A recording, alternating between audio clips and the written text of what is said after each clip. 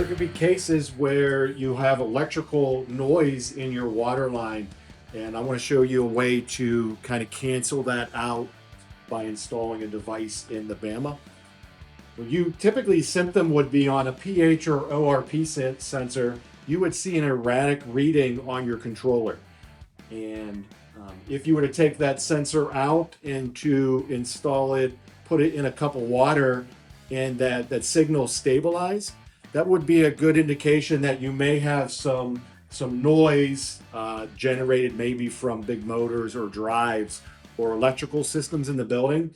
And what we can do is we can install this reference that will allow us to cancel that noise out in the controller.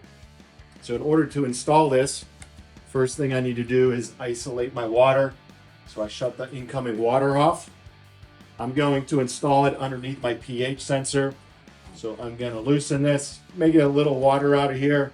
You'll see most of it's being contained. I'm going to install the plug.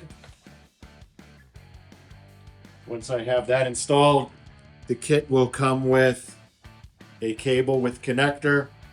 So this simply goes onto the connection on the bottom, and then you would take this and terminate it inside your controller where they have access to the reference.